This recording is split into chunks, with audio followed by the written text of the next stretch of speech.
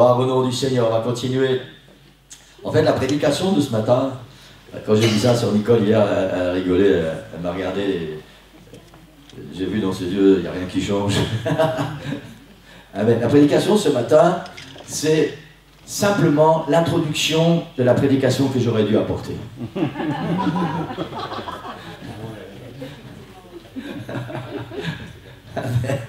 Mais c'est tellement... Je peux pas comme ça aller trop vite. Pas possible, on doit... Je sais pas comment vous faites. Vous savez, dans ma famille, on rigole de moi. Parce que, pour ceux qui me connaissent, vous savez que je suis un amateur de chocolat noir. Ne venez pas tous dimanche prochain avec une tablette de chocolat noir, quoique j'ai de la place dans le frigidaire. Mais, je sais pas prendre le chocolat et... hop, et plus rien. Non, non, chocolat noir. C'est quelque chose de bon quand même. Alors je prends le temps de le déguster, de le savourer, et ça coule sur mes doigts. Ah, qu'est-ce que c'est bon! Amen. Si jamais vous faites partie des gens qui mangent le chocolat noir comme ça très vite, puis après, ne venez surtout pas me le dire.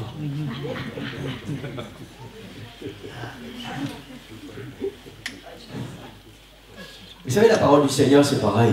C'est pas quelque chose qu'on doit lire en vitesse, qu'on doit apporter en vitesse. C'est quelque chose qu'on doit savourer, on doit déguster, on doit prendre le temps, parce que c'est trop bon. C'est trop bon. Et il faut rester là dans cette parole du Seigneur, dans cette présence du Seigneur. Et il faut aller chercher les profondeurs. Amen. Amen. Gloire au Seigneur. Alléluia. Toujours dans cette série. Lève-toi, mange et marche. Gloire au Seigneur, 5e partie ce matin. Et le titre de la prédication, c'est de Kérit à Sarepta. Et la vérité, c'est que normalement, ce matin, je devais vous emmener à Sarepta. Mais on a fait une pause en route. Amen. Gloire au Seigneur. Sarepta, ce sera pour la semaine prochaine. Gloire au Seigneur. Et pour ceux qui peuvent, on va se lever pour la première lecture. Vous avez vu qu'on a fait un bon travail. Je ne suis pas content parce que je lui envoie, maintenant j'essaie de lui envoyer les PowerPoints le samedi soir. Parce que pour ceux qui ne savent pas, c'est Romain qui arrange tout ça quand je lui donne en temps. Hein? Et maintenant j'essaie de lui envoyer tout ça le samedi soir, comme ça il peut préparer bien, parce qu'apparemment mes cadrages ne lui conviennent pas. Et parfois il change un peu, soit les images, soit les photos, et parfois ça me dérange. Mais en même temps, il fait un super travail, parce que voilà, l'important c'est que ce qu'on voit sur l'écran, ça soit bien lisible. Amen, gloire au Seigneur. Il faut prier que le Seigneur envoie une aide pour Romain, parce que dans ce domaine de l'audiovisuel et de tout ça, il a trop de travail. Trop de travail, et il a vraiment besoin que le Seigneur lui envoie quelqu'un pour aider. 1 Roi, chapitre 19, versets 5 à 8. Donc c'est toujours, on parle de Élie. Il se coucha, s'endormit sous un genêt. Voici un ange le toucha, et lui dit, lève-toi, mange. Il regarda, il y avait à son chevet un gâteau cuit sur des pierres chauffées et une cruche d'eau. Il mangea et but, puis se recoucha. L'ange de l'Éternel vint une seconde fois, le toucha et dit, lève-toi, mange, car le chemin est trop long pour toi. Il se leva, mangea et but, et avec la force que lui donna cette nourriture, il marcha 40 jours et 40 nuits jusqu'à la montagne de Dieu à Horeb. Alléluia, béni soit ton nom, Seigneur Jésus. Merci, Seigneur, pour ton esprit répandu ce matin dans ce lieu. Seigneur, aide dans nos cœurs, ouvre notre intelligence, que nous puissions comprendre ta parole. Seigneur, qu'elle puisse germer, Seigneur, et qu'ensemble, Seigneur, nous puissions vraiment entrer dans ce chemin que tu as tracé pour chacun de nous, Seigneur. Qu'elle puisse porter du fruit, être productive à l'intérieur, Seigneur. Qu'elle puisse changer nos vies, changer nos cœurs, Seigneur, pour que nous puissions vraiment nous élever dans ta présence. Au nom de Jésus, nous prions. Amen. Amen. Vous pouvez prendre place. Gloire au Seigneur. Alléluia.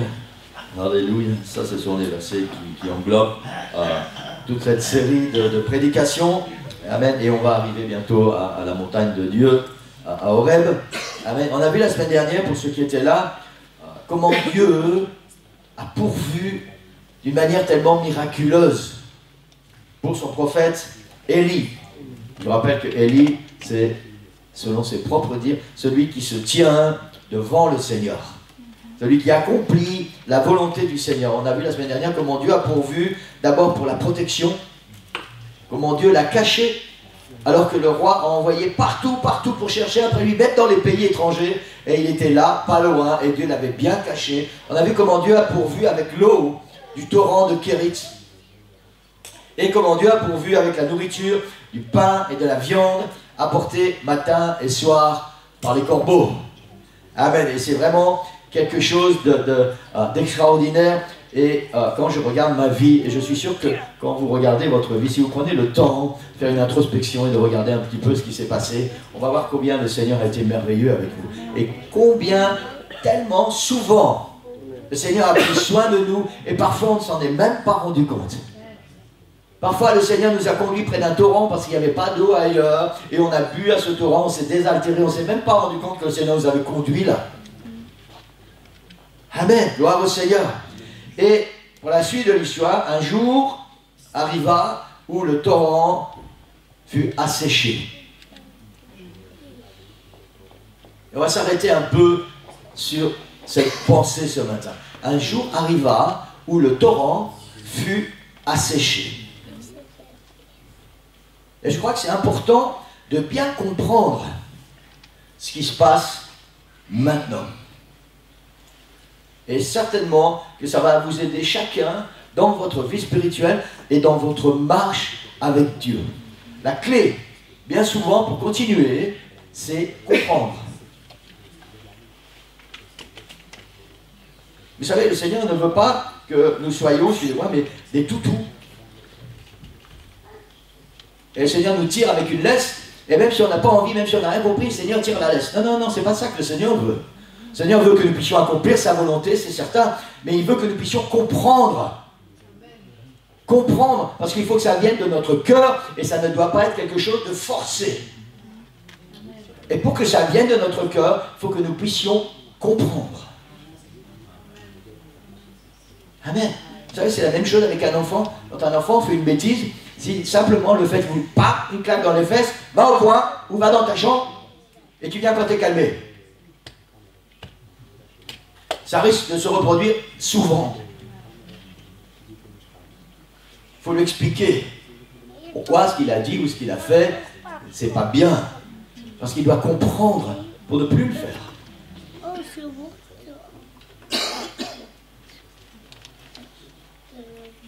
Il arrive trop souvent que les chrétiens se sentent frustrés ou découragés, peut-être même les deux à la fois, quand certaines situations se produisent, tout simplement parce qu'ils ne comprennent pas la situation ou n'y réfléchissent pas dans la prière et dans la présence du Seigneur.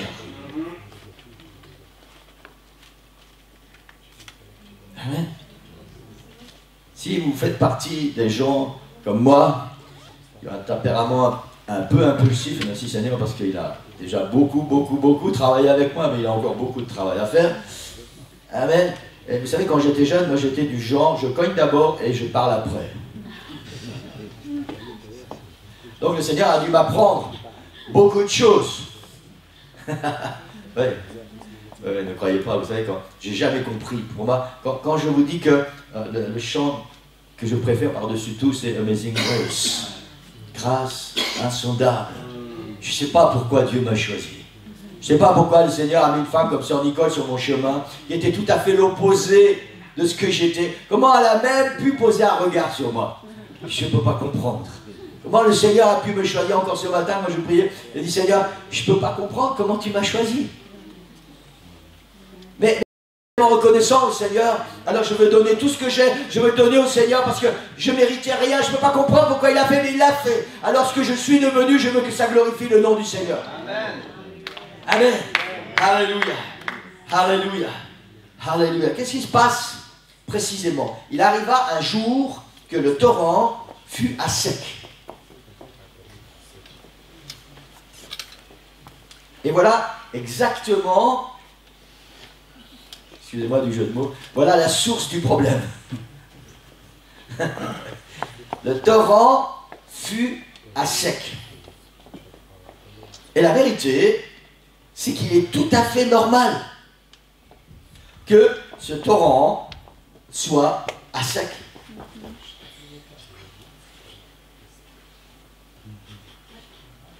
C'est normal. Oui, mais non, non, attends, Seigneur. Un torrent, c'est fait pour couler. Quand il y a un torrent, il y a de l'eau.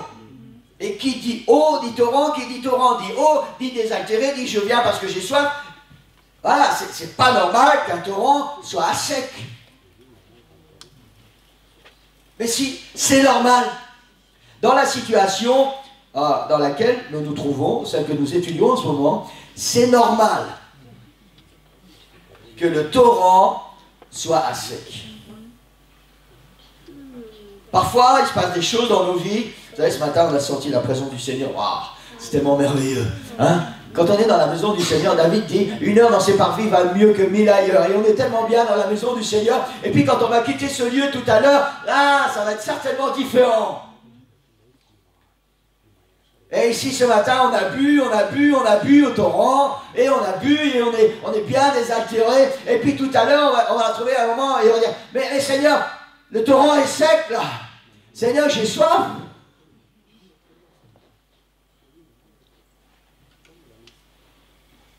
Quelque temps auparavant, l'Éternel envoie Élie vers le roi Akab. Vous vous souvenez ce que Élie a dit au roi? Oui. Élie dit au roi, à partir de maintenant, il ne pleuvra plus, il ne tombera plus une seule goutte d'eau sur la terre, sinon à ma parole. Ça, c'était il y a quelque temps en arrière. Et il semble bien, d'après ce que la Bible nous dit, d'après les récits de la Bible, que depuis ce temps, Élie n'a pas commandé à la pluie de tomber. Il est donc tout à fait normal que le torrent soit à sec. C'est une conséquence directe de la parole d'Élie. Mais c'est bien plus que ça, Église.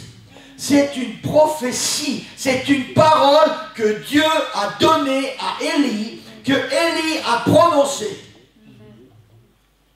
Ce n'est pas simplement des mots qui sont sortis de la bouche d'Élie. C'est une prophétie qu'il a reçue de l'Éternel et qu'il a proclamée. Et la sécheresse, ce torrent qui est à sec, n'est que la conséquence des paroles proclamées par le prophète. Il est normal que le torrent soit à sec. Et il faut, pour bien comprendre cette situation, pas de pluie égale sécheresse. C'est pas plus compliqué que ça. Le torrent à sec n'est rien d'autre que la parole d'Élie suivant la volonté de Dieu. Et j'insiste sur ces mots, suivant la volonté de Dieu. N'oublions pas que Élie, c'est un prophète. Quand il se présente devant le roi Akab, il parle de l'Éternel et il dit, l'Éternel, devant qui je me tiens. Il va chercher sa parole, il va chercher tout ce dont il a besoin dans la présence du Seigneur. C'est pourquoi j'insiste sur ces quelques mots. La conséquence, c'est la volonté de Dieu. Suivant la volonté de Dieu. Et je voudrais vous dire ce matin, et je voudrais parler à quelqu'un. Quand tu marches avec Dieu, quand tu accomplis sa volonté, et qu'une situation nouvelle se présente devant toi, il faut alors prendre le temps d'y réfléchir. Dans la présence du Seigneur, dans la prière, pour la comprendre et ne pas être frustré. C'est juste. Amen. Peut-être que ça va prendre du temps. c'est possible. Peut-être le Seigneur va te révéler rapidement, tu vas comprendre rapidement. Et peut-être que non.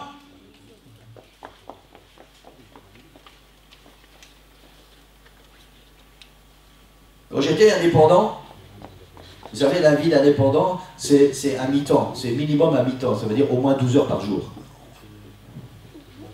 Et ma vie d'indépendant, c'était entre 14 et 16 heures par jour, samedi compris, et parfois encore le dimanche après-midi. Et je devais m'occuper de ma famille, et je devais m'occuper de l'église, et puis ça devenait beaucoup trop pesant. Et j'ai fait cette prière au Seigneur, j'ai dit, Seigneur, tu sais quoi? Écoutez bien, hein? J'ai dit, Seigneur, je voudrais avoir beaucoup plus de temps pour l'église. Pour servir l'église. Parce que le monde, c'est le monde et ça ne va rien m'apporter. Mais, et j'ai bien précisé au Seigneur, mais, tu dois pourvoir à mes finances.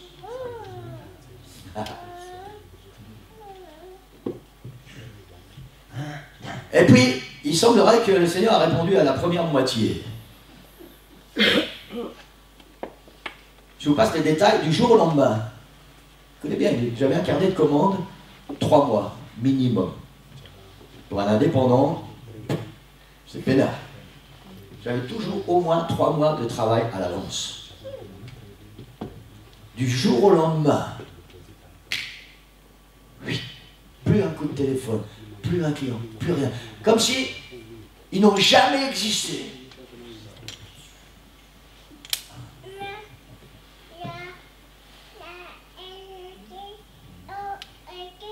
Alors je me suis retrouvé avec beaucoup de temps.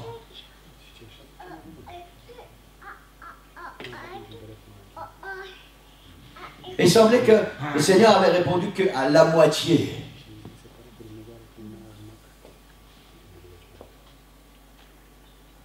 Et dans les premiers temps qui ont suivi, j'étais frustré et amer.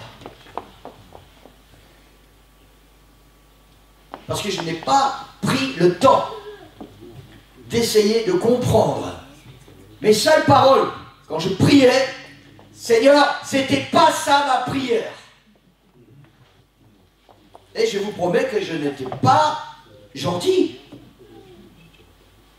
Seigneur, ça n'était pas ça ma prière. Quand j'ai fait cette prière, moi j'ai fait des plans. Et j'ai dit, tu sais quoi Seigneur, on va faire comme ça, comme ça, comme ça. Je vais avoir tellement de temps pour l'église. Et puis j'avais des rêves financiers.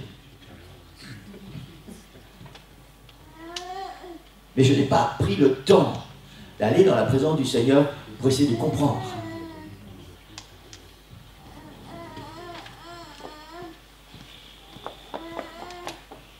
Et je dois vous avouer qu'au jour d'aujourd'hui, je n'ai toujours pas tout compris. Je suis reconnaissant au Seigneur pour le temps que j'ai pour l'Église. Maintenant, vous savez, quand on a beaucoup de temps, en fait, on a moins de temps. Parce qu'on fait beaucoup plus de choses et on n'a plus de temps. On n'arrête jamais. Et il y a encore des choses que je n'ai pas comprises. Il y a encore une partie de la prière à laquelle le Seigneur n'a pas répondu. Mais je ne suis plus frustré.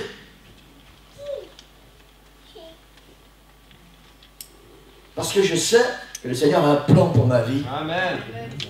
Et qu'on va aller quelque part. Je sais que quand le torrent est à sec, c'est dans les plans de Dieu. Parce que le Seigneur ne veut pas que je reste là éternellement. Il y a une autre ville qui s'appelle Sarepta. Et vous savez, Sarepta, bizarrement, j'ai étudié un peu, c'était pas tout près de Kérit. À vol d'oiseau, c'est plus ou moins 110 km.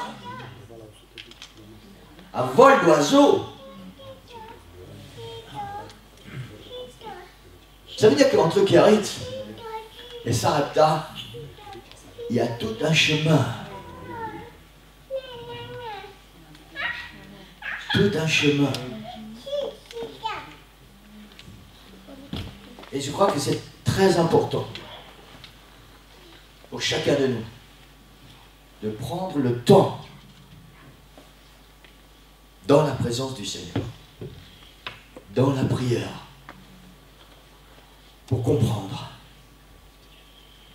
Et je crois de tout mon cœur, Église, je crois de tout mon cœur que le Seigneur ne va pas nous laisser là comme des idiots, comme des ignorants. Amen. Le Seigneur veut que nous puissions comprendre, parce que si on ne comprend pas, on va aller nulle part. Le Seigneur veut que nous puissions comprendre, pour que les pensées de notre cœur, dans notre esprit, changent, et que nous puissions dire, ok Seigneur, c'est comme ça que tu veux faire les choses, alors on va les faire comme ça. Parce qu'il y a quelque chose au bout. Amen. Et c'est très important, Église, que nous puissions prendre le temps avec le Seigneur, dans la prière, dans la lecture de la parole, pour comprendre, pour laisser le Seigneur nous enseigner. J'ai noté ceci, si tu prophétises de la part de l'Éternel qu'il ne va plus pleuvoir, alors il est normal qu'il y ait de la sécheresse.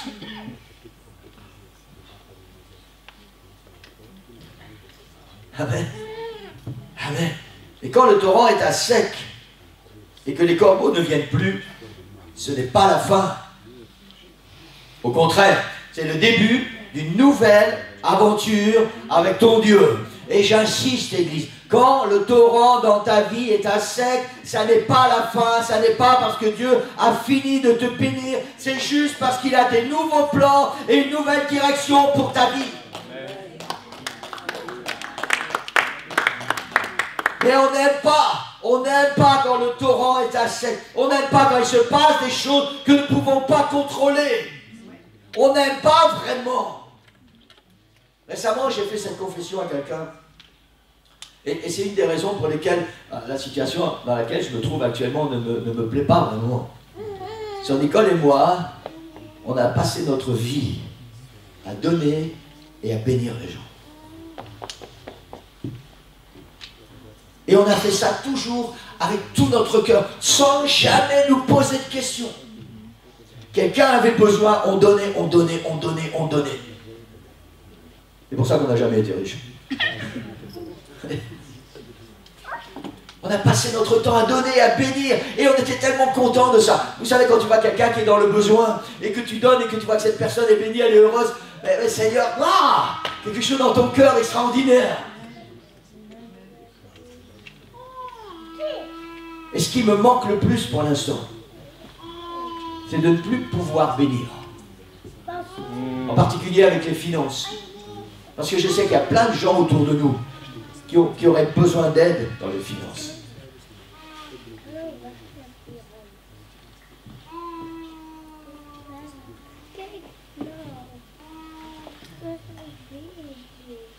Mais je sais que cette situation, c'est le début d'une nouvelle marche avec Dieu. Si nous prenons le temps d'écouter, si nous prenons le temps d'essayer de comprendre. Quelqu'un m'a dit il n'y a pas très longtemps, maintenant quand je dis pas très longtemps c'est relatif parce qu'il paraît que je n'ai pas la notion du temps. Quelqu'un m'a dit il n'y a pas très longtemps, tu sais, tu as tellement changé quand tu prêches, maintenant les prédications sont beaucoup plus profondes. Maintenant c'est vrai que quand tu es indépendant, et que tu travailles comme un malade. Vous savez, pendant la semaine, pendant que j'étais occupé à travailler, je préparais la prédication dans ma tête. Et tout était dans ma tête. Et puis le samedi soir, j'avais juste 1 heure ou 1h30 pour mettre tout ça dans l'ordinateur sur du papier. Pour apporter le dimanche matin. Maintenant, c'est vrai que j'ai beaucoup moins de temps. Je vous ai dit que j'ai plus beaucoup de temps. Mais c'est parce que ça peut m'arriver de prendre 2 jours pour une prédication. Dans la présence du Seigneur pour aller chercher, fouiller, fouiner, être béni, et je ne peux même pas vous apporter tout ce que je reçois.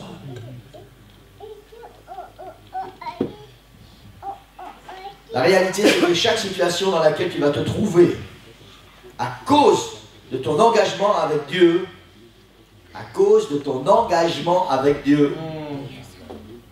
pas de tes idées personnelles ou de tes volontés personnelles, à cause de ton engagement avec Dieu, chaque situation va te conduire dans une nouvelle situation lorsque la prophétie va s'accomplir. Amen. Yes. Élie a prophétisé et sa situation a changé parce que la prophétie s'accomplit. Amen. Et c'est ce qui se passe dans chacune de nos vies. Quand nous sommes dans la volonté de Dieu, chaque situation va produire une nouvelle situation. Chaque accomplissement de la parole du Seigneur va produire une nouvelle situation dans notre vie. Et quand la prophétie est accomplie, elle engendre une nouvelle situation, et ça sera comme ça jusqu'à la fin. Quand tu marches avec Dieu et quand tu es dans les plans du Seigneur, chaque situation apporte une nouvelle situation. Et dans chaque nouvelle situation, tu vas devoir apprendre à prendre le temps dans la présence du Seigneur pour la comprendre et pour pouvoir la traverser.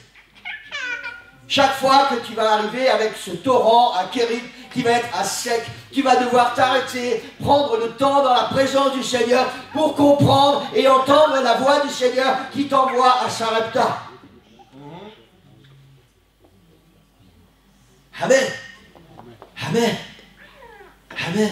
La parole de l'Éternel fut à nouveau adressée à Élie pour une nouvelle destination et une nouvelle manière pour lui d'être ravitaillé en eau et en nourriture.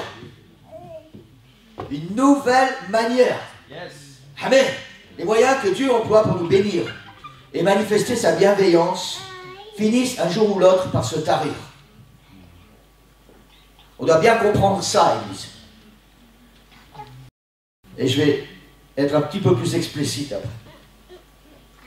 Ce qu'il a fait hier et la manière dont il l'a fait finissent par s'arrêter pour faire place à de nouvelles bénédictions avec des moyens souvent différents et des nouveaux défis pour ta vie.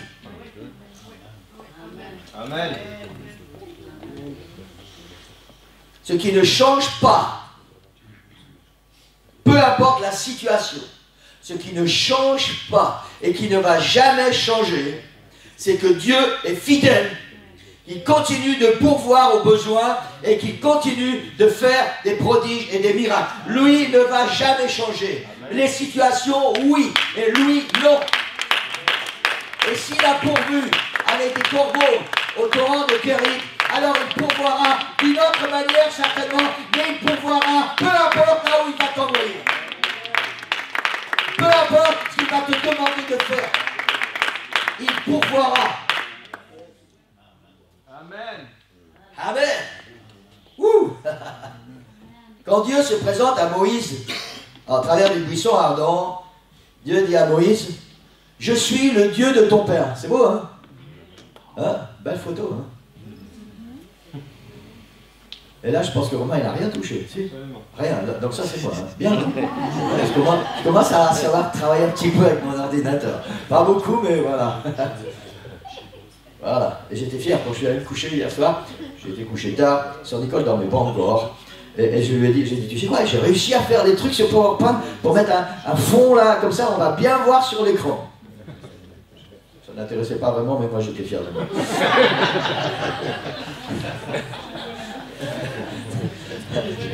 Quand Dieu se présente à Moïse, à travers le buisson, il lui dit, « Je suis le Dieu de ton père, le Dieu d'Abraham, d'Isaac et de Jacob. »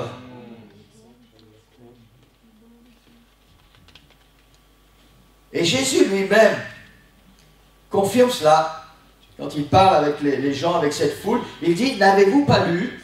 Moi, je suis le Dieu d'Abraham, le Dieu d'Isaac et le Dieu de Jacob. » Et Jésus insiste, il dit, Dieu n'est pas le Dieu des morts, mais des vivants. Dieu n'est pas le Dieu des morts, mais des vivants. Et peu importe où le Seigneur va t'envoyer, peu importe ce que le Seigneur va te demander de faire, le jour où l'eau du torrent va cesser d'être là, ça n'est pas du tout parce que Dieu veut que tu meurs, c'est juste parce qu'il a des nouveaux projets, des nouvelles ambitions, des nouveaux défis pour ta vie que tu dois relever, parce qu'il est le Dieu des vivants. Amen. Amen. Si le Seigneur t'entraîne dans des situations nouvelles, c'est justement pour que toi aussi, tu continues d'être vivant. Vous savez pourquoi il y a tellement de couples qui se séparent? Parce qu'on n'a pas entretenu l'amour.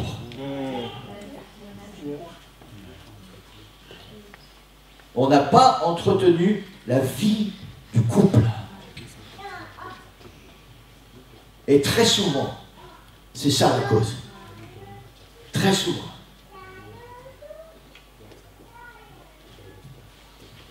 Le Seigneur t'entraîne dans des situations nouvelles, c'est pour que toi aussi, tu continues d'être vivant. Pour que tu ne deviennes pas quelqu'un de religieux.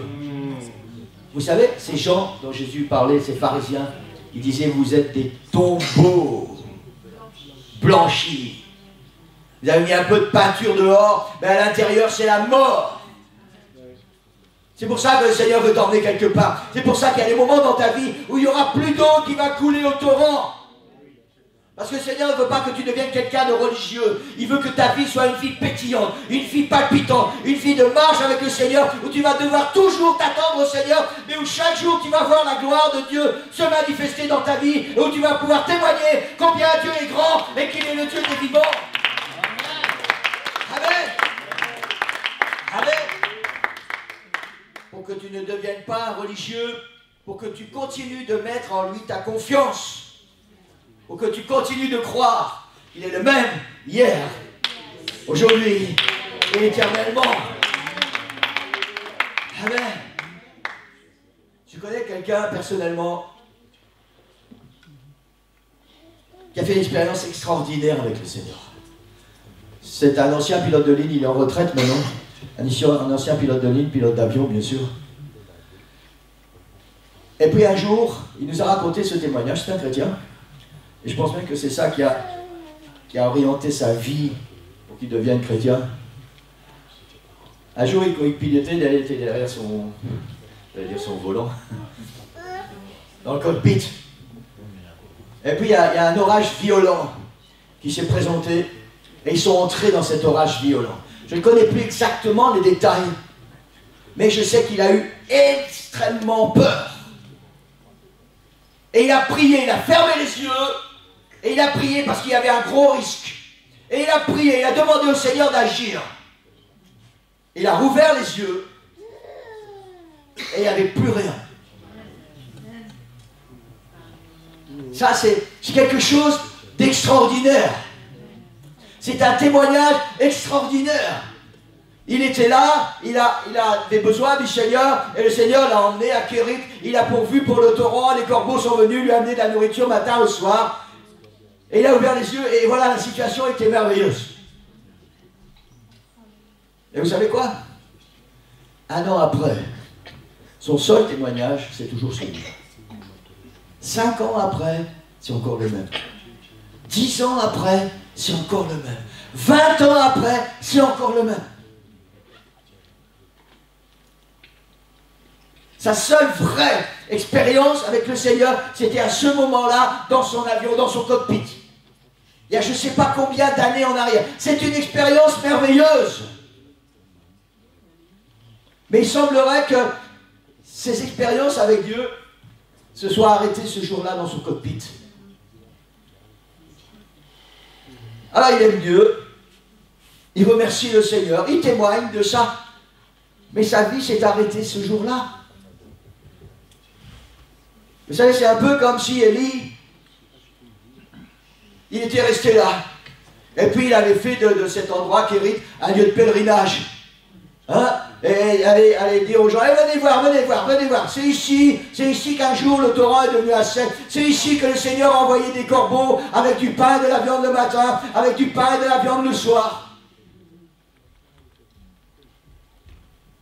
Et est-ce que c'est à ça que Dieu a appelé Élie?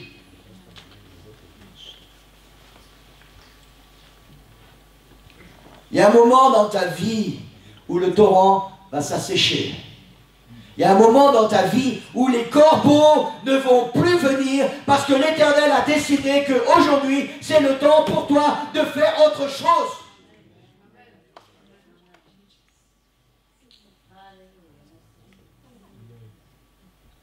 Je ne peux pas vous raconter dans les détails la façon dont Sœur Nicole et moi, on est arrivés à Nivelles pour ouvrir cette église. Et vous savez, on s'est posé tellement de questions.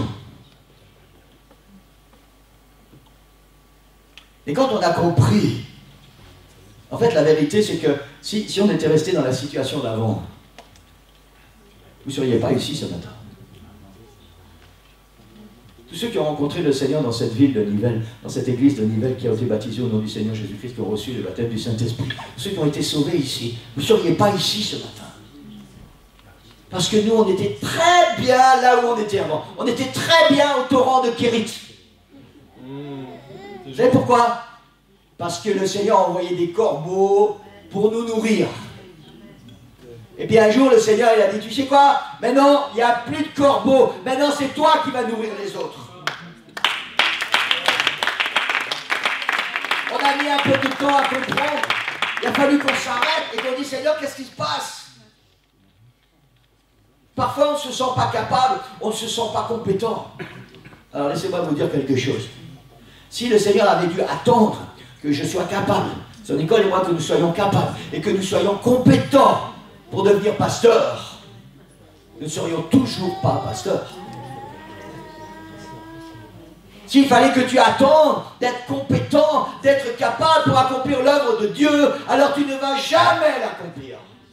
Le Seigneur va te donner les capacités et les compétences au fur et à mesure que tu en auras besoin, au moment opportun. Amen. Amen. Tout ce que Élie savait faire, c'est dire, voilà, je me tiens devant le Seigneur, j'ai reçu ça, et voilà. C'est comme ça.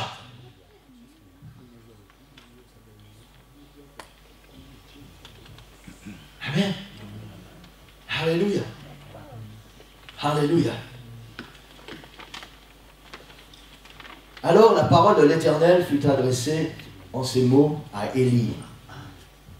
Lève-toi, va à Sarepta qui appartient à Sidon et demeure là. Voici, j'y ai ordonné à une femme veuve de te nourrir. Wouh! Amen! Ça c'est pour la semaine prochaine. Mais c'est tellement extraordinaire. Voilà pourquoi il n'y a plus d'eau dans le torrent. Voilà pourquoi les corbeaux ne viennent plus apporter du pain, de la viande, parce que maintenant, il y a quelqu'un qui attend et qui a besoin de toi à Sarepta. On pourrait croire que c'est Élie qui va avoir besoin de cette femme. En fait, ils vont avoir besoin l'un de l'autre. Il y a un travail qui doit être fait là-bas. Et la Bible dit, il se leva et il alla à Sarepta. Il s'est levé et il est parti. Amen. Il a fait le choix de se lever. Vous savez, Élie aurait très bien pu dire, non, non, non, Seigneur, c'est pas comme ça que ça va fonctionner. Moi, je vais rester ici. Et je vais attendre que tu fasses couler de l'eau à nouveau dans le torrent. Et je vais attendre que tu envoies à nouveau des corbeaux pour me nourrir. Élie aurait très bien pu réagir comme ça. Et vous savez quoi? Il serait mort. Il serait mort. Il se leva et il alla à Sarepta. Élie laisse derrière lui, et donnez-moi encore 5 minutes et j'ai fini, derrière lui les bénédictions de Kérit pour s'attacher au Dieu vivant qui est la source des bénédictions. Amen. Élie arrête de regarder à la bénédiction, il lève ses yeux vers celui qui est la source de toutes les bénédictions. Amen. Amen. Il en est de même dans notre vie spirituelle. Les moyens et la manière dont Dieu se sert pour répondre aux besoins et manifester sa gloire ne sont pas immuables. Dieu, lui, est immuable. Mais pas les moyens dont Dieu se sert. Dieu bénit, mais pas toujours de la même façon. Mais en tant qu'humains, nous nous habituons très vite à la façon dont Dieu travaille, à la façon dont Dieu nous bénit, et on veut que ça continue comme ça. Nous ne devons jamais oublier que nous sommes des instruments dans les mains du Seigneur, des hommes et des femmes qui accomplissent sa volonté et qu'il va utiliser pour manifester sa grâce et sa gloire. Pas pour que nous puissions continuer d'être enfermés, cachés, quelque part dans un torrent. Il y a un moment où tu dois sortir, où tu dois te lever et où tu dois apparaître. Il y a un moment où les choses doivent devenir différentes. Peu importe la manière, la situation, le Seigneur désire nous amener à une nouvelle recherche de sa présence et de sa volonté. La Bible ne nous dit pas ce qui s'est passé dans la tête d'Élie entre Kérit et Sarepta. Mais certainement, il a fait 110 km avant l'oiseau. Hein. Donc il a fait beaucoup plus que 110 km. Et ce n'était pas un terrain plat, ce n'était pas un Ravel. Il y avait les montagnes, il y avait tout. Il a eu le temps de parler avec le Seigneur, d'écouter la voix du Seigneur, pour laisser le Seigneur lui expliquer pourquoi il devait aller là-bas, et que là-bas il y avait d'autres choses qui allaient s'ouvrir pour lui. En même temps, toujours. Et jamais perdre cet objectif de vue, qu'à la fin, il y a un travail à faire. À partir du moment où Élie a commencé à prophétiser, sa prophétie tient jusqu'au moment où le feu va tomber. Et entre deux, il y a tout un pèlerinage. Il y a toutes des étapes où le Seigneur va conduire Élie, parce qu'il y a d'autres choses à faire avant que le feu ne tombe. Il y a d'autres choses à faire. Combien de fois attendons-nous près du torrent de Kérit, la pluie et les corbeaux du passé, au lieu de chercher Dieu dans la prière?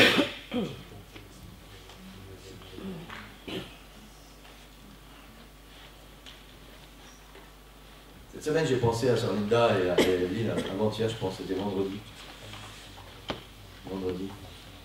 J'ai bougé quelques livres dans ma bibliothèque, et puis je suis retombé sur les recueils Chœurs et Cantiques. Pour les vieux chrétiens, peut-être vous connaissez ça, les recueils Chœurs et Cantiques. C'est des chants que moi je chantais quand j'étais gamin. J'ai appris à jouer à l'accordéon. Et je me suis pris au jeu, j'ai feuilleté un peu, et je chantais ces chants. Et le temps a passé, forcément, voilà. Mais maintenant j'ai un peu plus de temps. Donc, et je chantais ces chants, et c'était quand même des beaux chants. Et puis à un moment je me suis dit, ah mais peut-être ça serait bien faire une soirée avec des chœurs et cantiques, ou une réunion. Laisse-moi finir. Et puis après j'ai dit non, c'est des beaux chants. Et c'est des chants qui ont été utiles en leur temps, qui ont béni en leur temps, et maintenant le Seigneur nous dirige d'une autre manière. Il y a une autre façon de louer le Seigneur, il y a une autre approche, parce que c'est ce que le peuple a besoin pour pouvoir toucher le Seigneur. Et parfois on est là et on attend au torrent de Kérit. On attend la pluie et les corbeaux du passé. On est lié, on est enchaîné avec les choses d'avant.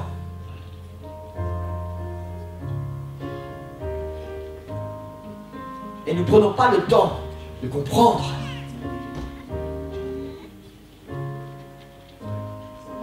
Quand l'eau n'est plus là, quand les corbeaux ne viennent plus.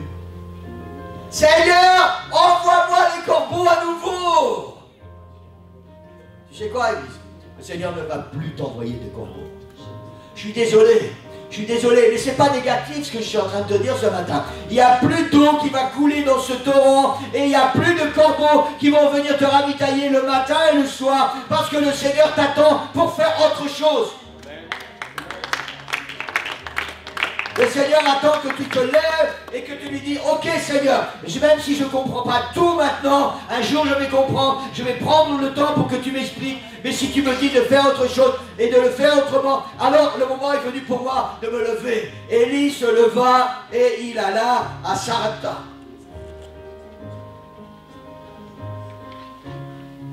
Amen. Alléluia. Il faut que les choses changent dans notre cœur. Vous savez, avec le Seigneur, il n'y a pas la nostalgie du passé. on était bénis, on était contents. Mais la Bible dit aujourd'hui, toutes choses sont devenues nouvelles. C'est le temps pour faire des choses nouvelles. C'est le temps pour des nouveaux défis. C'est le temps pour faire des choses d'une autre manière, suivant la volonté de Dieu. Amen. Si ton torrent s'assèche, c'est parce que Jésus, qui est la source intarissable, celui qui a dit, si quelqu'un a soif, qu'il vienne à moi et qu'il boive, c'est parce que Jésus t'ouvre une porte ailleurs, autrement, notre porte. Et que tu dois faire les choses d'une autre manière. Et c'est important que nous puissions comprendre ça, l'Église. Que nous puissions prendre le temps de comprendre. Le Seigneur a dit à Élie, lève-toi, va à Sarepta, et là, j'ai ordonné à une femme veuve de te nourrir.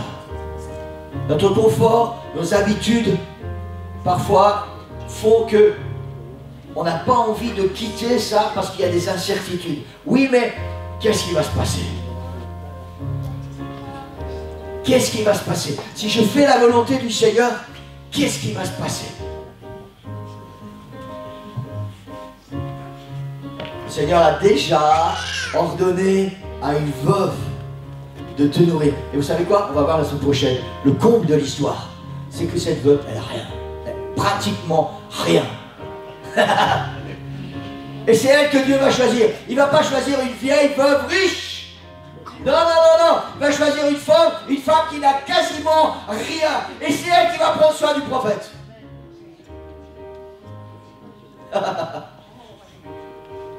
Vous savez, le Seigneur ne nous demande pas forcément de chercher à comprendre tout de suite. De toute façon, il y a des choses qu'on ne pourra jamais comprendre.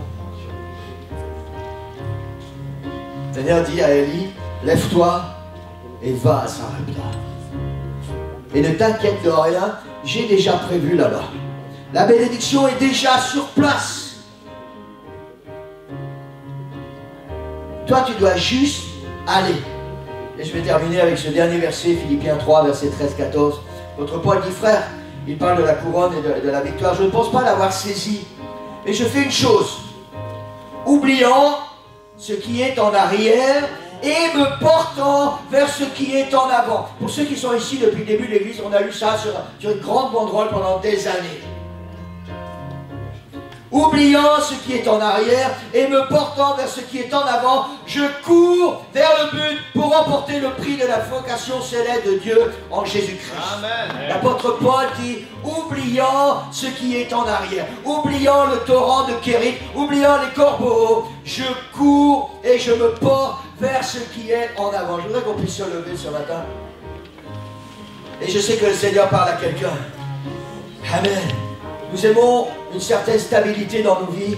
Nous avons acquis, pour certains avec le temps, des habitudes spirituelles, comment je vais dire ça, un certain confort spirituel. Peut-être on s'est habitué à prêcher d'une certaine manière, peut-être on s'est habitué à chanter d'une certaine manière, peut-être on s'est habitué à évangéliser d'une certaine manière, peut-être qu'on a compris l'évangile d'une certaine manière.